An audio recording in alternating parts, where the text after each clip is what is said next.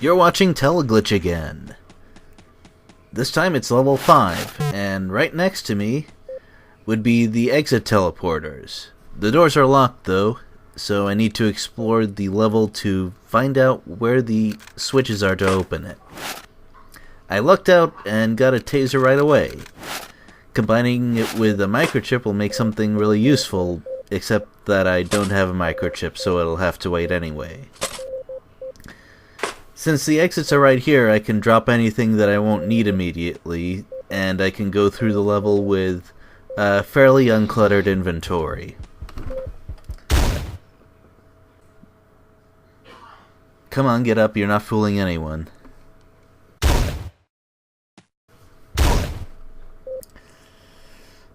Right, the white circle you saw before the door opened was the EN detector at work. It didn't scare me that much because I knew that the really dangerous enemies don't move very fast. Not on this level anyway. For example, these guys. They are the Red Guards. They are more durable than the standard guards. Anything other than a perfect shotgun hit will take around twice as many shots to kill one. They also swap their pistols for auto pistols. Each bullet deals the same amount of damage, it just fires a whole bunch faster. And since I'm without armor right now, they're about instant death. More or less. What I need to do right now is move carefully and draw the guards around corners to get quick kills with a shotgun. As long as they never get to fire at me, I should be okay. That is kind of a precarious situation, I gotta admit.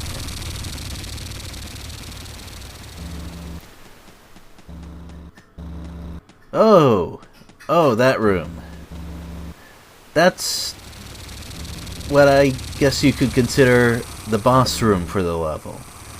I don't want to go in there until I've explored as much as I can otherwise, for two reasons. First of all, I want to get rid of those patrols. When you fight a boss, the doors are locked. However, as soon as the bosses die, patrols can go through. I don't want to get shot at right after I deal with what's in that big room. The other reason is, I'm trying to see if I can get some armor beforehand. Item placement is random, so it's not guaranteed, but I think it's worth looking at least.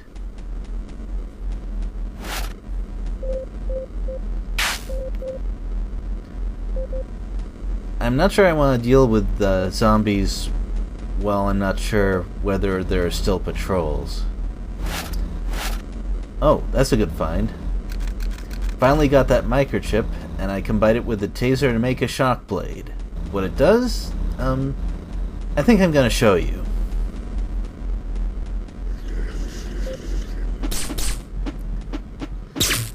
Yep, it is an upgrade for the knife.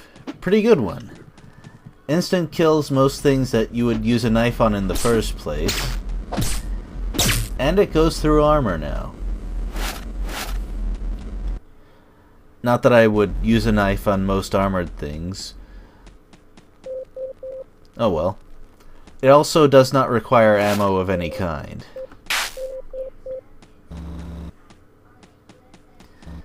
And that's full exploration, so it looks like I have no choice but to go in there without any armor. Not looking forward to that. There's two of them, and my plan is to use one armor-piercing rocket on each of them, and then finish them off with my heavy rifle. Oh wait, I was wrong. Still a little bit more exploration to go.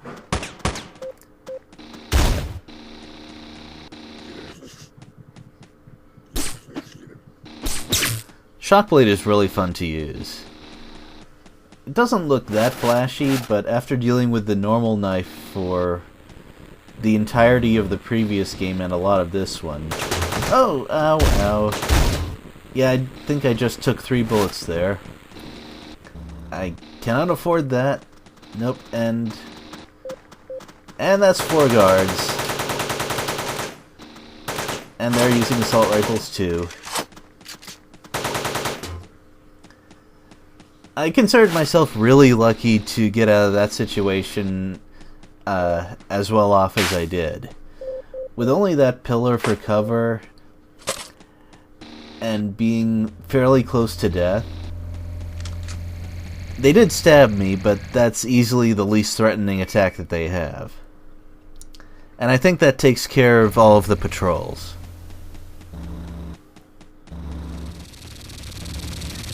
Before I go into a room like that, what I do is I combine a small med kit with an explosive to make a stimulant. Makes me go faster.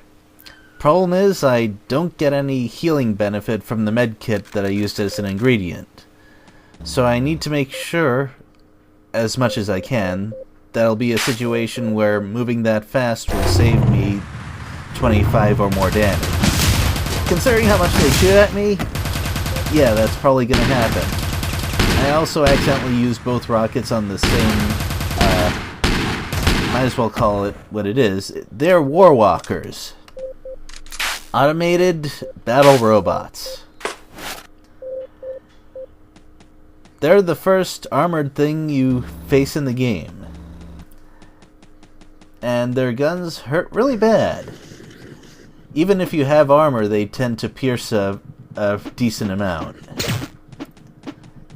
And while the stimulant is still keeping me speedy, I figured I might as well deal with the zombie tubes that are around here. Mostly I was hoping to find some canned meat, because zombies drop that occasionally. Though I think you've seen plenty of that by now. Second time I decided that knifing them all is silly, even with my upgraded knife.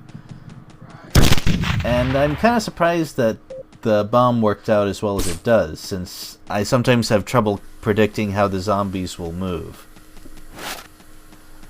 There are sometimes items just lying around near the tubes on the outer part of this room. But I need to be careful because sometimes there's a little alcove hidden to the side, and it counts as a secret, which I, of course, would not want to trigger for a run like this. Even though the placement is random for every level, there are certain things that are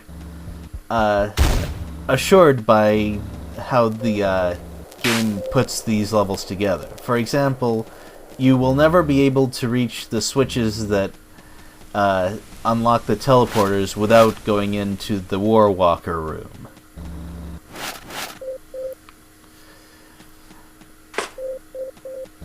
I was really lucky to get the shock blade this early in the level, by the way. There have been runs where I've only found the taser after I've had to clear everything else out. Which is really annoying because there are lots of opportunities to get good use from a shock blade in this level. I've also tried using the shock blade against guards. It works on them, but usually closing into melee range is not a good idea.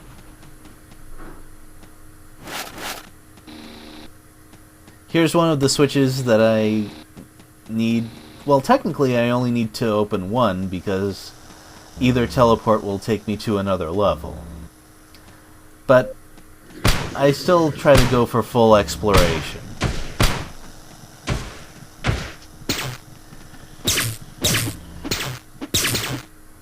Since we've seen heavier armor, I should explain the 3 kinds of armor that are in this game. There's light, which is used by you and a few of the more common later enemies.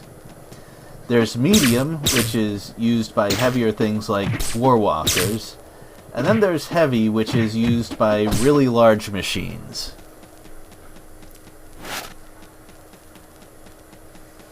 In the original, you could pile on as much armor as you wanted, although it would always count as light. There were at least a couple of games where I was able to stack 400 or more armor at once. Oh, I just missed with the 6-trigger revolver. That's really costly. revolver ammo is one of the rarer types.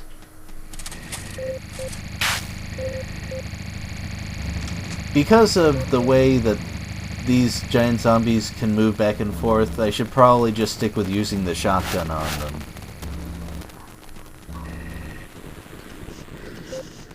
I'll be able to use the 6-trigger revolver for other things.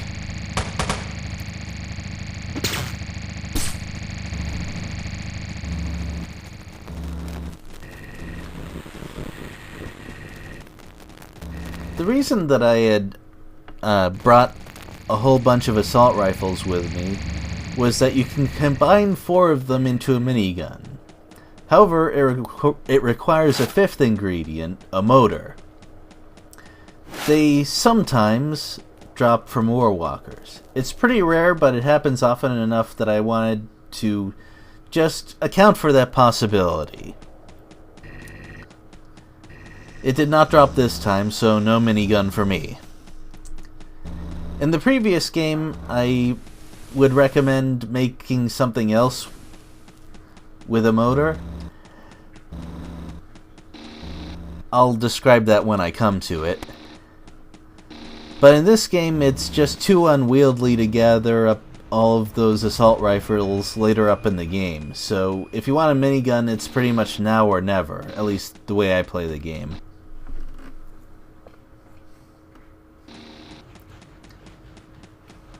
Since there's no motor, it looks like never. That's okay though, I have plans to deal with that possibility.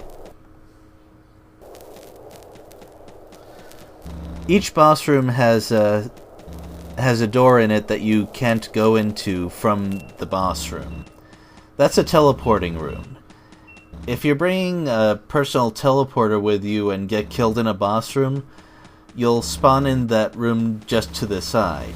This is to make sure that you can't go into a boss room, die, and then search the rest of the level for supplies. Once you go in, that's it. You have to fight it out. And we're at the end. I didn't make armor before because after the War Walkers, nothing would really shoot at me. But I'm gonna need it at the start of the next level. Level 6B is what I'm looking for.